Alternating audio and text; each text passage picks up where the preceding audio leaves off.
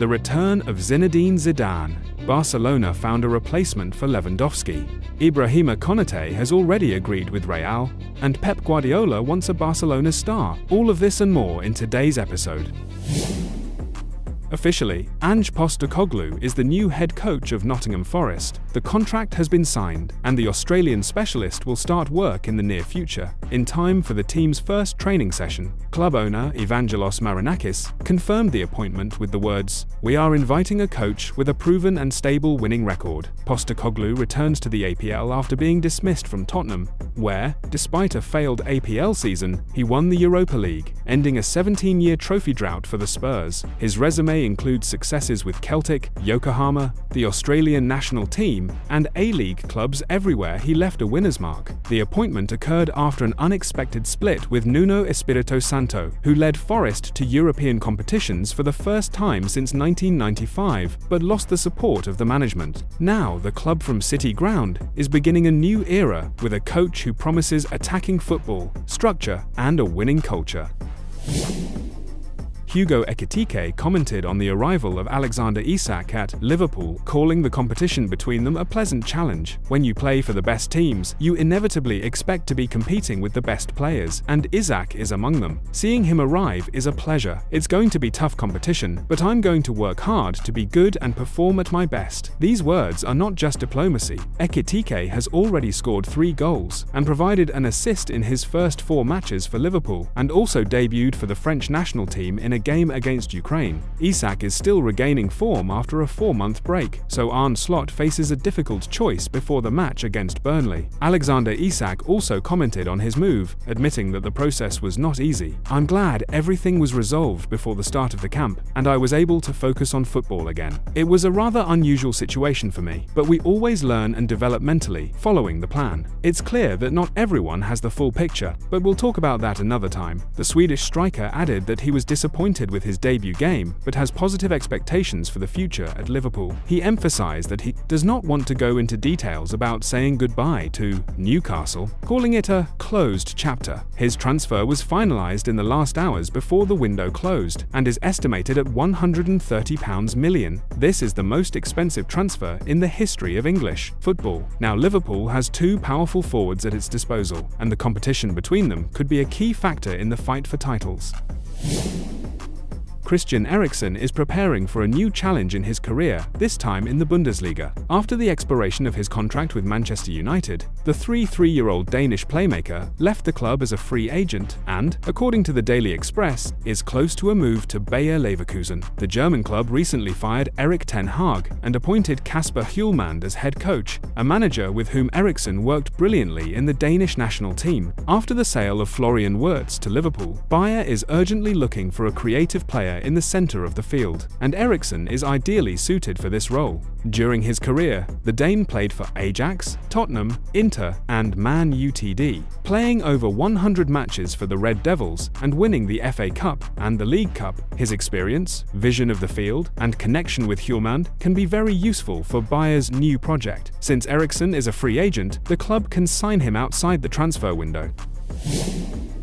Kenan Yildiz is rapidly becoming one of Europe's brightest young players. The Juventus forward is only 20 years old, but he already plays with the confidence of an experienced veteran. In the Turkish national team, he is no longer just a promising talent. He has become a key figure, entrusted with leading the team to major tournaments. This rise has not gone unnoticed. Clubs looking for long-term investments have already added Yildiz to their lists, and among the most interested is Barcelona. The Catalans are eager to refresh their attacking line, and club president Joan Laporta sees Kenan as a player who can help immediately while also strengthening the future. New coach Hansi Flick is also impressed by Yildiz's style and believes he will fit perfectly into his system at Camp Nou. However, the main problem is Juventus. The Turin club has made it clear the player will not come cheap. According to Ficharges, any negotiations can only start from €80 million. This underscores how highly the club values Yildiz and how important he is to their plans in Serie A Liga, and the Champions League. For Barcelona, such a price is a serious obstacle. The club's financial difficulties complicate deals of this level, especially amidst interest from APL clubs, who are also closely monitoring the situation. Nevertheless, if the Catalans truly want to acquire Yildiz, options will be found. This was already evident during the attempt to sign Nico Williams. Despite a limited budget, funds for the transfer were found, but then everything fell through for another reason. The player himself decided to stay at Athletic, extending his contract and publicly declaring his loyalty to the club. So, in Yildiz's case, everything will depend not only on finances, but also on the player's own desire to take the next step in his career. Meanwhile, Yildiz continues to shine in Italy. In Turin, he is already being called the new face of the club, a player capable of leading Juventus to a new era of success. As of now, Juve is determined they are not going to back down. Barcelona and other European giants will have to decide if they are willing to pay such a high price for one of the continent's most promising players.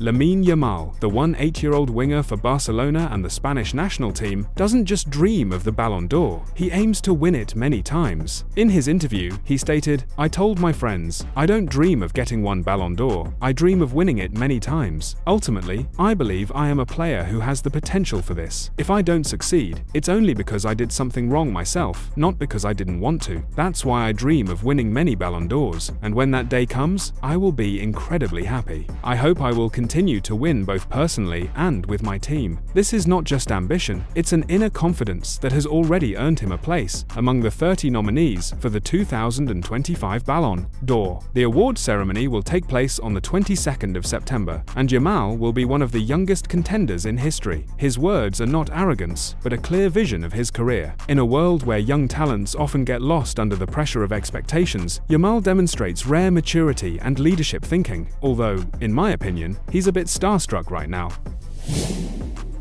Ibrahima Konaté could become one of the most talked about figures in the free agent market. According to insider Nicolo Shearer, the Liverpool central defender is ready to leave the club at the end of the season, despite his current contract being valid until the summer of 2026. The 26-year-old Frenchman has already rejected a generous offer from one of the Saudi clubs, demonstrating that his priority is not money, but a sporting project. And it is here that Real Madrid appears on the horizon, which, according to the source, is already negotiating and offering a contract until 2031. This could be a strategic reinforcement for the Madrid Giants, who are looking for a long-term replacement for Alaba and Rudiger, and for Liverpool, a potential loss of a key defensive player who, despite injuries, remained an important figure in Arne Slot's system.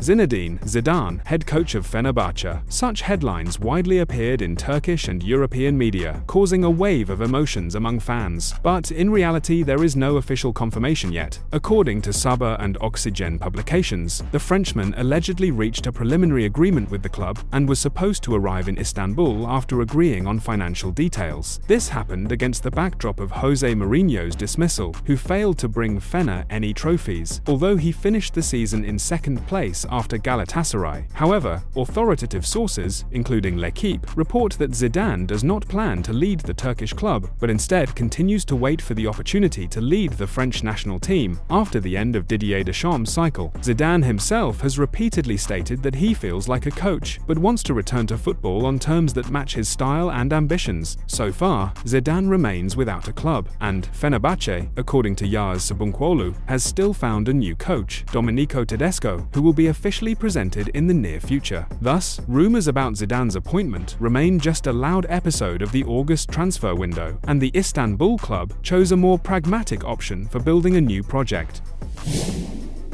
Manchester City is preparing for the January transfer window, and one of Pep Guardiola's main priorities is Barcelona midfielder Fermín López. After an unsuccessful start to the season, where City gained only 3 points in 3 matches, the club is looking for a new creative force in the centre of the field. The loss of Kevin De Bruyne, who moved to Napoli as a free agent, left a noticeable gap, and newcomer Ryan Cherki has not yet lived up to expectations. Guardiola is closely following Fermín's development and believes that the young Spaniard's playing style will perfectly fit into City's system. According to TalkSport, the English club is preparing an official offer in January. In the summer, Chelsea already made a concrete offer, initially an informal €58 million, and later an official €65 million. but it was rejected. Barcelona did not want to lose a player who is highly valued by Hansi Flick. Fermín himself publicly stated his desire to stay in Catalonia, but behind the scenes, the situation looks less stable. The expected transfer amount is over €90 million, which will not be a problem for City or Chelsea. In parallel, other APL clubs, and even representatives from Saudi Arabia, are showing interest in the player. If City really becomes active, the fight for Fermín could become one of the main topics of the winter transfer window.